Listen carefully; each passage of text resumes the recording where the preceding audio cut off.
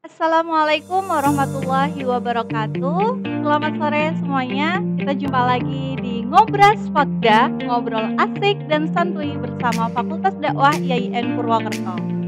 Ya, pada hari ini bersama saya Vici Prismaningrum AM, kita akan ngobrol-ngobrol nih terkait berprestasi dengan Al-Qur'an. Nah, nanti kita akan membahas, kita akan ngobrol-ngobrol bareng terkait berprestasi dengan Al-Qur'an itu bagaimana. Kemudian bagaimana Al-Qur'an itu bisa membersamai kita dalam meraih prestasi. Nah, kali ini kita akan ngobrol tidak sendiri, saya tidak sendiri, kali ini kita bersama dengan narasumber yang luar biasa, tidak diragukan lagi kecintaannya terhadap Al-Qur'an, siapa lagi kalau bukan selamat datang kepada Bapak Dr. Mustain MSI. Selamat datang Bapak. Waalaikumsalam warahmatullahi wabarakatuh. Gimana kabarnya Bapak, sehat? Alhamdulillah bagus. Alhamdulillah. Baik, Bapak, tadi sudah saya sampaikan kita akan ngobrol nih terkait temanya berprestasi dengan Al-Qur'an. Mungkin sebelumnya gini, yang kita pahami adalah bagaimana itu Al-Qur'an membersamai kita gitu dalam proses kita meraih prestasi atau kita berprestasi. Nah, sebelumnya nih mau tanya dulu, bagaimana sih kita kepada Al-Qur'an itu bagaimana? Terima kasih. Berprestasi dengan Al-Qur'an ya. Karena memang bagaimanapun kita sebagai umat Islam ya, ini punya kitab suci yang luar biasa, yang tentu tidak ada tandingannya, karena itu adalah mukjizat yang diberikan Allah kepada Rasul-Nya dan untuk umatnya. Al-Qur'an itu kan sebagai hudal linnas, petunjuk bagi manusia. Jadi kalau kita beriman pada Al-Qur'an, tentu kita akan mendapatkan petunjuk dari Al-Qur'an itu sendiri. Apa yang kita inginkan itu semua ada di dalam Al-Qur'an, gitu ya. Oleh karenanya, maka Al-Qur'an ini ya harus kita yakini, harus kita imani, karena di dalamnya tidak ada sedikit pun yang diragukan.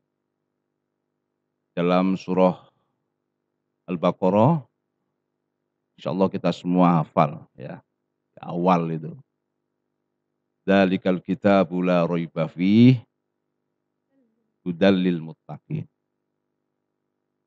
Di Al-Qur'an itu di dalamnya tidak ada sedikit pun keraguan ya, dan sebagai petunjuk bagi orang yang bertakwa. Nah,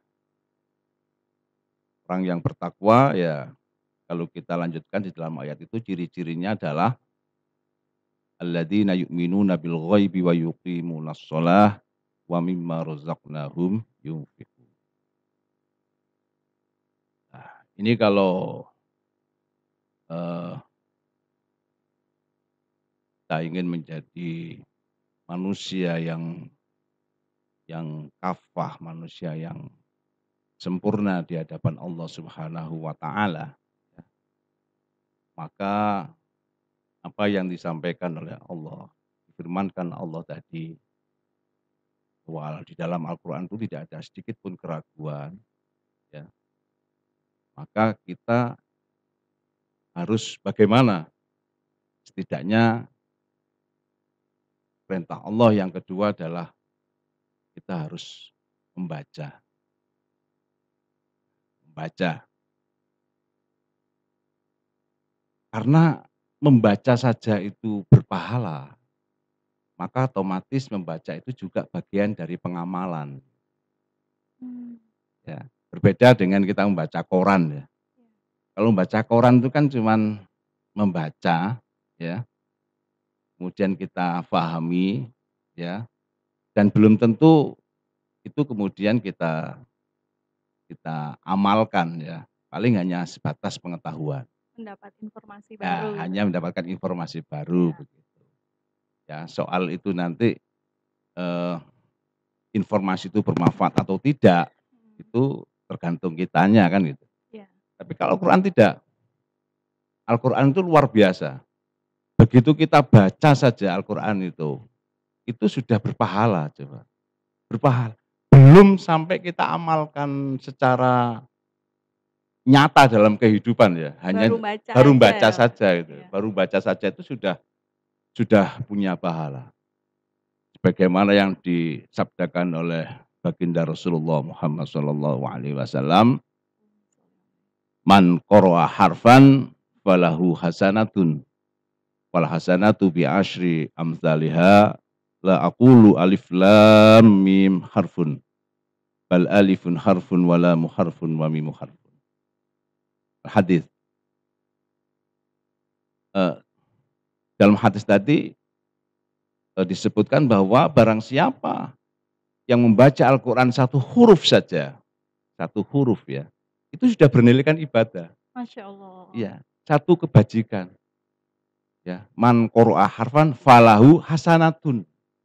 Maka dia mendapatkan satu kebajikan itu satu huruf, ya. Dan hebatnya lagi, wal hasanatu bi asyri amsalihha.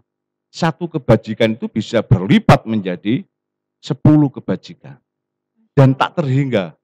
Kalau sudah 10 dan seterusnya itu sudah nggak terhingga lagi.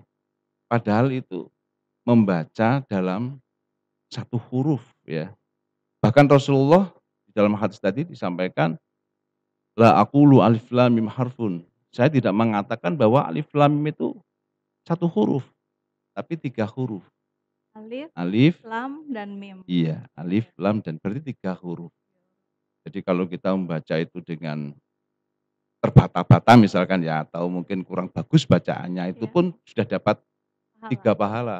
Masya Allah. Kalau bacaannya bagus, Iya, makhrajnya bagus, sifatnya bagus, ahkamul hurufnya bagus, ahkamul matnya bagus ya, al-waqfu wal ibtida'nya bagus, al-maqtu wal mausulnya bagus ya. Ini ya tak terhingga pahalanya. Ya, ini membaca ya, membaca.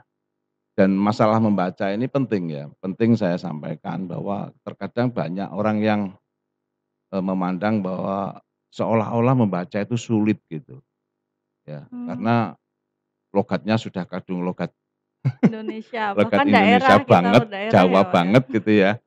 Sehingga kayak membaca itu kok kayak, aku kan bukan orang Arab gitu, Iya, iya. lisanku tidak lisan Arabiyah kan. Saya jadi ada sedikit, ini ada sedikit keraguan namanya, ya. Kurang meyakini, ya kembali ke yang poin pertama tadi, iman ya. Yakinlah bahwa Al-Quran itu firman Allah, mukjizat yang diberikan kepada umatnya, sehingga ya karena untuk umatnya otomatis umat itu pasti bisa, dan Allah sudah mengukur kemampuan setiap manusia Jangan itu. karena belum bisa membaca, terus nggak mau baca gitu ya, Pak? Iya, Jangan jadikan alasan gitu ya? mhm. Jadi karena untuk umatnya otomatis umat itu ya pasti bisa lah, karena sudah Allah tentukan seperti itu. Buktinya kan banyak juga qori'ah di Indonesia ini yang menjuarai tingkat dunia ya, Iya. eee, di Arab Saudi juara satu ya, di Eropa juara satu ya, di Asia juara satu. Ini kan berarti memang benar-benar Al-Quran itu mukjizat yang bisa dibaca oleh siapapun, dari suku manapun, dari negara manapun. Itu luar Seluruh umat biasanya di situ. muslim ya? Iya, semua umat Islam punya hak dan punya kewajiban untuk, bisa membaca dengan baik dan benar, gitu ya. Nah ini, eee, terkait dengan membaca ini memang, eee, penting ya, karena kalau kita baca koran, baca buku, atau mungkin kita sebagai editor ya, sebagai reviewer dan sebagainya, itu aja Iya. betapa hati-hatinya kita, menelusuri tulisan itu sampai, detail, eee, kosakata, detail dari sisi, kalimat per EYD-nya kalimatnya. gitu ya, Pak, ya? Iya, ya. Kemudian Al-Quran kemudian kita, sepelekan begitu saja, kan berarti kita ini, eee, apa perlu dipertanyakan tingkat keimanannya kepada Al-Qur'an, gitu. Yang pertama iman dulu, mengimani percaya Mhm, dengan Al-Qur'an kayak gitu, iya, bahwa sebagai petunjuk hidup juga gitu. mhm, Kemudian kedua membacanya, kalau membacanya, udah percaya iya, membaca. Lalu dan membaca ini, eee, tadi karena setiap ketika kita membaca itu berpahala ya, maka otomatis, eee, itu sebagai bagian dari pengamalan Al-Qur'an. Jadi membaca itu sudah mengamalkan gitu ya, tidak harus memahami dulu maknanya, mendalami isi kandungannya, tidak harus, ya. Membaca saja sudah mengamalkan gitu, iya, apalagi kemudian kita mau mentadabburi ya, mengamalkan ya. Wah ini akan lebih komprehensif lagi gitu ya. Oke, terkait dengan membaca ya, ini mudah-mudahan nanti bisa direnungkan oleh kita semua bahwa memang baca Al-Quran itu mudah ya, mudah. Kenapa kok mudah? Coba kalau kita perhatikan dari sisi tulisannya saja, itu tetap itu-itu saja kan? Iya, dan terus berulang-ulang. Misalkan ulaika itu di mana-mana ulaika tulisannya seperti itu, iya, ya. Makanya Al-Quran itu kan mengulang-ulang ya, terus mengulang-ulang sehingga dengan pengulangan-pengulangan itu otomatis memudahkan bagi pembacanya. Alladzina itu ya seperti itu, tulisannya di mana-mana seperti itu, ya. Tidak ada yang berbeda ya. Jadi enggak, coba kalau kita bahasa Inggris itu kan ada beberapa huruf-huruf yang tidak konsisten dengan iya. namanya ya. Jadi Di kalau kata ini bacanya heeh, pelafalannya gimana, nanti di kata yang berbeda bisa berbeda iya, pelafalan. jadi kalau Al-Quran itu konsisten ya. Tulisannya, kemudian kalimatnya ya, kemudian huruf-hurufnya itu juga, eee, nggak ada yang keluar dari apa ini, dari makhrajnya begitu, tetap berada di dalam makhrajnya. Nah ini, maka terkait dengan membaca ini ada beberapa hal yang perlu untuk kita pahami ya, agar bacaan kita ini ya minimal standar lah gitu, minimal sesuai dengan kaidah yang pernah dicontohkan oleh para ulama dan, eee, dan pernah dibaca oleh Rasulullah ketika, eee, berhadapan dengan malaikat Jibril, ya. Setidaknya para ulama memberikan, 3 hal yang perlu untuk diperhatikan terkait dengan masalah membaca ini. Yang pertama adalah setidaknya umat Islam ya yang beriman kepada Al-Quran, ini untuk senantiasa apa, untuk senantiasa menyambung guru, sambung guru ya, itu tradisi dalam Islam ya. Iya, Jadi tradisi dalam Islam itu kan ada sanad ya, iya, musalsal gitu ya. Jadi, membaca itu harus bersanad begitu ya. Jadi, sanad yang sah ya. Misalkan, eee bentuk bacaan atau bentuk qiraah itu kan banyak, ada 7 ya paling tidak yang harus kita ketahui ya, qiraah sab'ah itu, ya setidaknya satu lah, satu ini kita kuasai betul gitu ya, satu itu kita kuasai. Misalkan kita mengikuti Imam Asyim ya, Imam Asyim itu kan yang banyak diikuti oleh qori'ah di dunia, ya bukan hanya di Indonesia, tapi di dunia iya, ya. Banyak yang memakai, Imam Asyim ya, kemudian Imam Asyim ini punya perawi namanya Hafs ya. Ini yang banyak mengikuti juga ya. Jadi ada Syu'bah, ada mmm, Hafs ya, tapi banyak yang mengikuti Hafs. Jadi, eee, Imam Asyim min riwayatil Hafsi. Jadi imamnya Asyim yang diriwayatkan oleh Hafs. Ini yang banyak mengikuti. Kita satu aja itu sudah bagus ya. Artinya, tidak mengurangi daripada pahala kita ya, eee, ketika kita belum mampu membaca imam-imam yang yang lain. lainnya, Satu ini sudah sama, nilainya sama iya, ya, asalkan tadi, asalkan satu ini standar gitu sesuai dengan kaidah yang dicontohkan oleh Imam Asyim yang diriwayatkan oleh Hafiz. Ya, itu yang pertama. Kemudian yang kedua adalah, muwafaqatuha liwajhin aujuhil lughatil arabiyyah walau dhaifan ya. Memahami kaidah bahasa Arab ya. Ya walaupun ya memahami kaidah-kaidah bahasa walaupun kondisi kita ini memang kadang apa ya, eee, bisa dikatakan dhaif, lemah ya. Yap. Pertama kita bukan orang Arab itu kan sudah dhaif ya, Lidahnya aja udah lidahnya Jawa kan.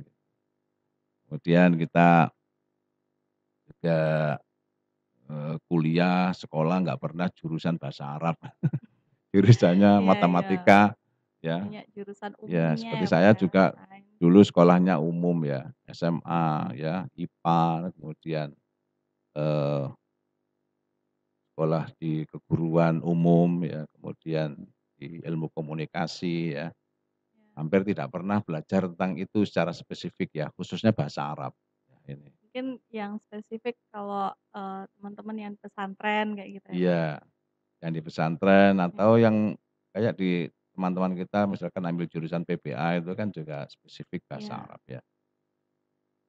Ah, ini juga merupakan bagian dari hal yang harus kita sadari ya, iya, bahwa kita benar ini benar. lemah gitu ya, berbahasa Arab itu lemah gitu ya. Tapi karena Al-Quran itu bahasa Arab ya mau nggak mau kita harus Belajar. melahjahkan ya, lahjah kita itu adalah lahjah Arabiyah. Ya harus belajar dari A, I, U itu, ya babi, bu, tat itu dari situ itu belajarnya, ya. Oleh karenanya itu bukan sebuah alasan ya kemudian kita nggak mau baca Al-Quran, nggak bukan alasan. Buktinya ya, eee, jelek-jelek ini ya pernah MTQ ya juara lah gitu ya. Wah, top ini Kak usahain. Ya walaupun tidak pernah ini ya, tidak pernah apa ini, sekolah jurusan bahasa Arab Iya. ya khususnya, ya.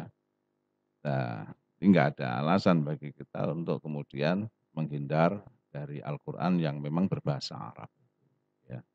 Nah tadi, kan sudah pertama mengimani tadi, kemudian baca. Kalau kita sudah, insya Allah ya sudah bisa setidaknya, standar minimal gitu Mhm, dalam membaca Al-Quran dari mulai tajwidnya, sudah bisa membaca dan bisa dipraktekkan, di keseharian gitu. Misalnya setelah sholat wajib, mhm. kita tadarus baca Al-Quran.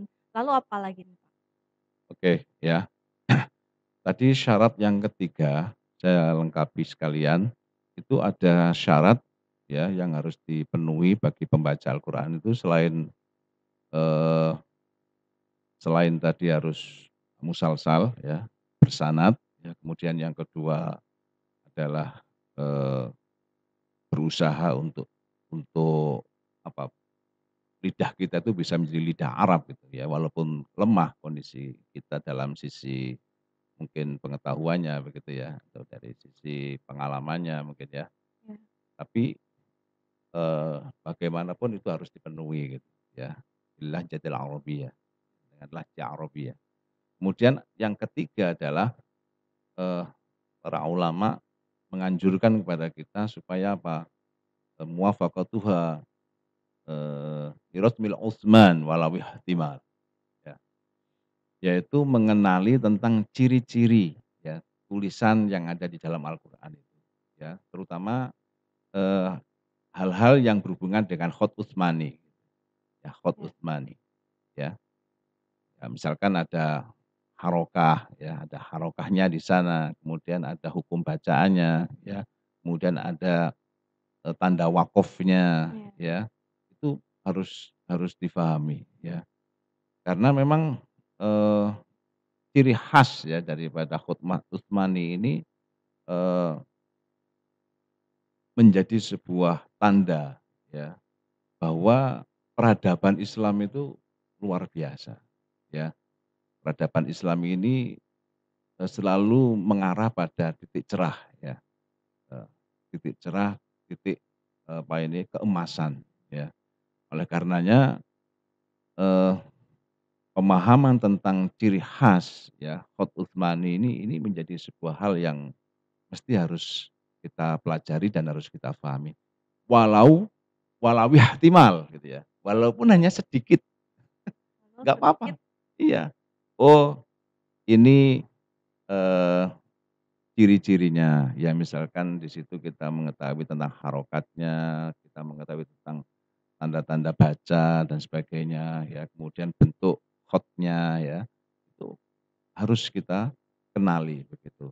Jangan sampai kemudian nanti ada tulisan atau ayat-ayat Al-Qur'an yang diselewengkan oleh orang yang tidak bertanggung jawab ya, kita sebagai umat Islam nggak tahu, Iya. nggak mengenali ya, dikiranya itu sesuatu hal yang ya karena kita nggak pernah mungkin kurang sering membaca atau Mmm, kurang mengenali tentang bentuk tulisannya, iya. sehingga ketika ada orang yang merubah ayatnya, misalkan dikurangi ilahnya, dikurangi kalimat ilah saja itu sudah berbahaya. Kalau kita sering membacanya otomatis, "Oh bukan seperti ini tulisannya." Nah itu makanya, walawihtimal ya, walihtimal itu, maksudnya adalah supaya kita punya hiroh, punya semangat untuk ingin tahunya itu. Karena kita salah membaca aja bisa salah arti gitu ya, Pak, ya, Iya, apalagi itu cara hurufnya memang udah beda kayak gitu ya, Pak. heeh. Jadi hiroh kita untuk ingin tahu itu walaupun dalam, eee, maqalah ya, Mhm, itu disebutkan walawihtimal ya, walaupun hanya sebagian gitu ya, iya, tapi dari situlah kemudian kita akhirnya ingin tahunya itu lebih banyak, iya. ya. Oke, kemudian tadi yang ditanyakan oleh, Mbak Wiji tadi, eee, selain kita mengimani, membaca, kita juga Mhm, harus apa ya, mentadabburi ya, mmm, mengamalkan ya. Di Al-Qur'an ini, eee, kita harus belajar lagi bagaimana supaya kita termotivasi menjadi hamba Allah yang senantiasa mendapatkan petunjuknya, senantiasa iya, menjadi hamba Allah yang bertakwa begitu ya. Nah ini, kalau, para ulama ya, itu biasanya apa, punya tradisi ya, tradisi khotaman ya, iya. kemudian tradisi itu adalah bagian daripada, eee, tadabbur ya, Mmm, pengamalan. Iya, ya itu tadi, eee, berangkat dari membaca saja ya, ketika kita sering membaca ya dan mhm, sering membaca ya, di situ ada ayat-ayat yang berhubungan dengan masalah surga, iya, neraka, siksaan ya, ganjaran, itu rasanya itu hati kita ini kalau kita sering baca walaupun kita nggak tahu artinya ya, itu hati kita ini pasti akan tentu. tersentuh gitu, terenyuh gitu ya. Dengan kata-kata misalkan di dalam kalimat itu ada jahanam, itu sudah hati kita itu pasti akhirnya kita ingin tahu makna secara keseluruhan begitu. Kemudian ada jannah ya, ada surga gitu, pasti kita ingin mengetahui apa ini begitu. Iya, Iya, jadi paling tidak kita, eee mengerti dan memahami ya dari sisi tadabbur itu ya, dari satuan-satuan kalimat itu, sehingga kemudian kita ingin mengetahui lebih dalam ya. Ya tadi misalkan kita membaca surah An-Naba ya, nah, ayat sekian sampai ayat sekian itu cerita tentang surga, betapa digambarkan di sana ya, eee, dengan pemandangan yang luar biasa, ya kemudian bertemu dengan suami, istri, bidadari, macam-macam ya. iya, iya, Masya Allah ya, kita membaca di surah An-Naba itu ya. Kemudian di ayat berikutnya khusus membahas tentang siksa ya, iya, mulai siksa itu, terkait dengan siksa-siksa jahanam dan sebagainya, Masya Allah. Kita pun juga akan ya, merasa dalam hati kita ini benar-benar apa, ada rasa takut gitu ya, rasa takut ya. Kemudian ya itulah jadi mentadabburi seperti itu, sehingga ada kontak dalam hati kita ini, ya semakin kita banyak membaca dan mentadabburi, maka iman kita insyaallah akan bertambah gitu ya, bertambah. Wajilat qulubuhum wa idza tuliyat 'alaihim ayatuhu zadathum imana, ya. Ya. Wa 'ala rabbihim yatawakkalun. Selain, dari 3 itu juga Ya, masih ada lagi. apa itu, Pak? Kasih tahu. Oke, yaitu jangan lupa ya, jika kita sudah mentadabburi juga kita harus, mendakwahkan. Nah, kan Masya kita ini kan Allah. fakultas dakwah nih ya, Ya, fakultas dakwah. Masa, eee, kita sudah di fakultas dakwah ya, mmm, kita punya amanah ini ya, amanah ya untuk mendakwahkan ya, walau ayah ya, betul. walau ayah ya, Iya, kita harus berani ya. Dakwah itu ada strategi kan, dakwah itu ada strategi ya. Yang sekarang ini sering sering, eee, kita bahas ya dalam perkuliahan, dalam diskusi ya, mungkin ada berbagai macam bentuk dakwah ya. Tapi ada dakwah yang menurut saya itu sekarang ini sudah mulai agak tergeser oleh apa ya, oleh kemajuan zaman yang memang, menuntut untuk tradisi yang menurut saya itu bagus itu tertutup gitu. Apa itu? Tradisi ini, eee, dakwah seremonial ya, yang sering masuk pada kegiatan-kegiatan yang bersifat ritual. Itu iya, tergeser sekarang. Dulu itu saya masih ingat kok, di daerah-daerah itu ya, setiap ada kegiatan ritual, itu pasti di dalamnya itu ada minimal tuh ada 3 rangkaian kegiatan. Yang pertama itu membaca Al-Qur'an ya, iya, yang kedua itu tausiah atau mau'izatul hasanah, iya, yang ketiga doa.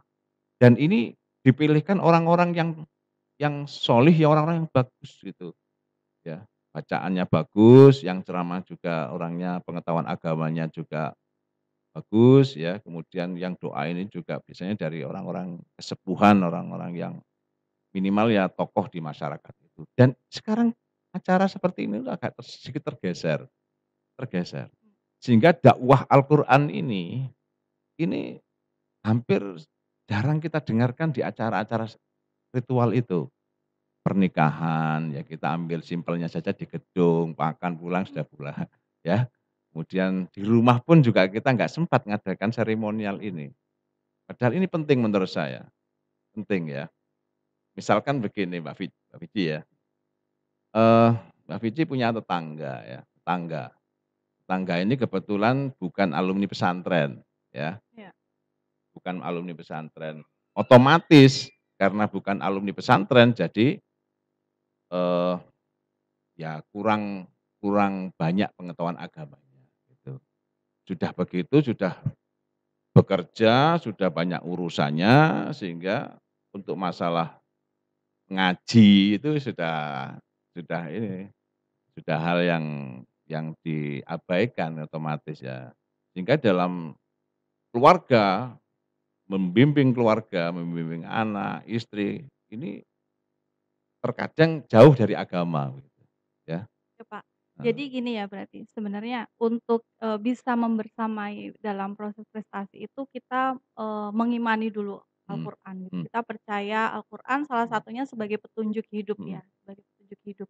Kemudian caranya dengan kita, sering membaca, kemudian kita mengamalkan seperti itu ya.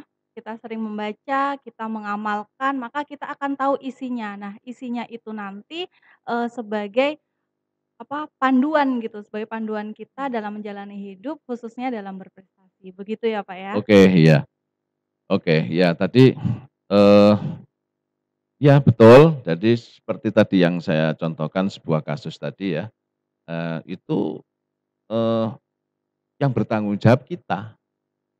Jadi kalau kita punya tetangga, kita punya tanggung jawab itu secara kemanusiaan ya, secara keilmuan, kita punya tanggung jawab moral juga kan begitu ya. Sebisa mungkin kita sampaikan itu. Mungkin yang terakhir nih Pak, Iya. ada pesan khusus nggak nih bagi teman-teman nih yang ingin mencapai prestasi, tidak hanya secara akademik, mungkin prestasi kerja, kemudian, prestasi kompetisi. Nah, apa nih yang harus, dilakukan gitu terkait berprestasi dengan Al-Qur'an kayak gitu? Pesan Oke, terakhir nih dari Bapak. ya kita harus ingat ya bahwa, eee, kita sebagai manusia di bumi ini sebagai khalifah ya, sebagai khalifah ya. Sebagai khalifah itu ya jelas di dalam Al-Qur'an itu ya. Wa idz qala rabbuka lil malaikati inni ja'ilun fil ardi khalifah. Qalu ataj'alu fiha may yufsidu fiha wa yasfiku dima wa nahnu nusabbihu bihamdika wa nuqaddisu lak. Sempat diragukan oleh malaikat. Buat apa ya Allah Anda menciptakan manusia itu untuk di dunia? Paling-paling dia hanya bertengkar, ya menumpahkan darah dan sebagainya. Beda dengan kami wahai Tuhan. Saya senantiasa sabbihu bihamdika wa nuqaddisu lak. Ya, bertasbih, ya memuji Engkau ya Allah. Tapi Allah ternyata tidak mau juga ya Iya, diatur-atur oleh malaikat. Ya, iya, ya, aku lebih tahu daripada apa yang kamu ketahui, ya. Nah, disitulah kemudian manusia ini ya punya tugas yang sangat mulia ya untuk mengaktualisasikan hidupnya ini supaya benar-benar menjadi manusia yang sebagaimana yang difirmankan oleh Allah Subhanahu wa taala, menjadi manusia yang bermanfaat bagi manusia. oke, terima kasih Bapak Musta'in. Tidak terasa kita di penghujung, dapat kita simpulkan di sini bahwa, berprestasi dengan Al-Qur'an itu kita jadikan Al-Qur'an itu sebagai petunjuk hidup, maka kita juga menjadi petunjuk dalam kita meraih prestasi kita, seperti itu. Terima kasih Bapak, eee, mungkin untuk sore ini kita cukupkan, jangan lupa selalu saksikan Ngobras bersama Fakultas Dakwah di channel YouTube Fakultas Dakwah YN Purwokerto setiap sore selama bulan puasa. Begitu dari saya cukupkan. Sekali lagi terima kasih, selamat menjalankan ibadah puasa. Akhiri wabillahi taufiq wal hidayah. Wassalamualaikum warahmatullahi wabarakatuh.